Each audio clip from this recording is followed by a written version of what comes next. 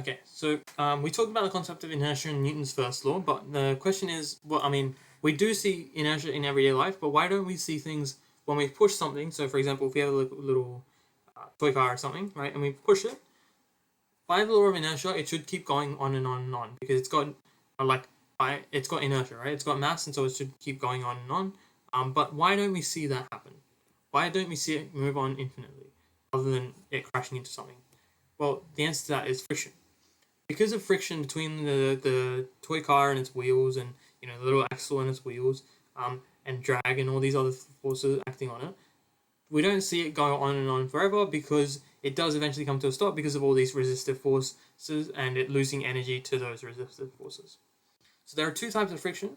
There's static friction, which is the friction which resists movements of bodies at rest. So if you have a table, right, and you're trying to move that table over somewhere, that force that you need to initially overcome that friction, initially start to get it moving, is called static friction.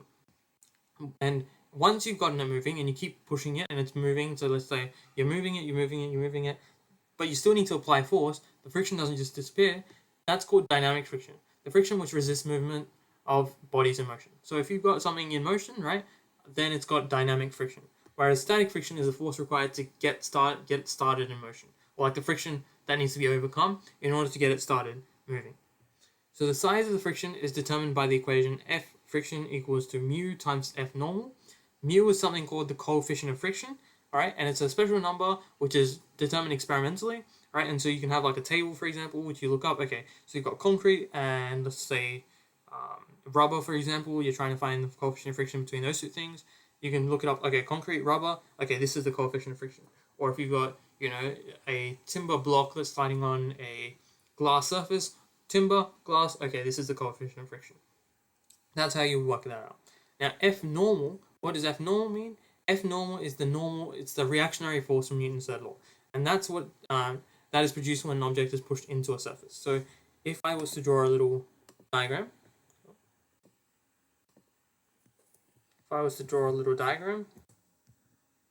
if we had a block sitting on a surface and we looked at all the forces acting on it, we'd have gravity acting downwards, right?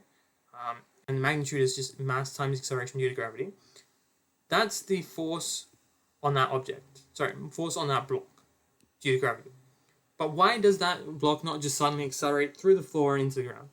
Well, the reason for that is because there's a reaction force from the floor. So the reaction force. And that's, or it's also called the normal force. And that's what actually stops it from going through the ground. The ground actually pushes back, and with an equal magnitude, if it's just sitting on the surface, then it's equal magnitude, normal force equals to mg. So the weight of that block is equal to in magnitude to the normal force. And that results in friction, which if we try to push it that way, friction always resists motion, so it's always going to go that way. So to find the magnitude of that friction, it's equal to the coefficient of friction, and it's a number between 0 and 1, which you look up, times the normal force, which you can find by looking at the forces on the system. And remember, normal force is a reaction force. Sometimes you might see a less than or equal to sign, and the reason for that is because the force of friction isn't just immediately equal to that. If the force of friction, if I was applying, 0 newtons of force here, right, the force of friction wouldn't actually be equal to mu times nf, because if that's the case, then the block would start moving to the left automatically by itself. I put the block down and it would start moving. But in reality, the actual magnitude of the friction force is actually dependent on what force is applied. So if I apply 10 newtons, right, and the friction, this value here is 10, then, or this value here is 20, then the force of friction is going to be 10. If I apply 15, and this value here is 20, it's going to apply 15 back. If I apply 21, right, and this value here is 20, then it's no longer going to be able to supply that frictional force. That's when it starts moving. You have to surpass this value here, this mu times nf value, in order to start the object in motion, in order to overcome that static friction. And in general, dynamic friction is always lower. So there's a separate coefficient for dynamic friction. The formula is pretty much the same, but dynamic friction has a separate coefficient, which is usually a lot lower than the static friction coefficient. Here's an example. So we've got a 500 kilogram wooden crate sitting on a concrete floor. The coefficient of static friction between the concrete and wood is 0.62. we're required to find the force necessary to overcome static friction. So let's figure out what that force of static friction is. So I'm going to call it FF, or actually even before I do that, it's good practice to draw FBDs, or free body diagrams. So we've got the weight force of the object, which is mg, so force W, I'm going to call it, force of weight. That's what's acting on the object. That's the only force externally that's acting on the object. And then you got the reaction force. Well, reaction force is also external, but other than the normal force, that's the only, the weight force is the only one, or the reaction force or the normal force, and F, those are the two forces that are acting on the object. So here, the normal force is actually equal to the weight force. Otherwise, it would fall through the floor and start accelerating downwards. So the normal force has to be equal to the weight force. So we can say normal force. Okay, maybe I'll. So now I can say that the normal force is equal to the weight force. NF equals to mg, and m is 500 kilograms. G is 9.8 meters per second squared. Right. So to find the weight force, you just go m times g. M is the mass. G is the acceleration due to gravity. 9.8 is always the acceleration due to gravity on the surface of the Earth. Well, it can change slightly, but in general we assume it's 9.8, or even conservatively as 10. So NF equals to mg, so 500 times 9.8, which is approximately, or which is equal to 4,900 newtons.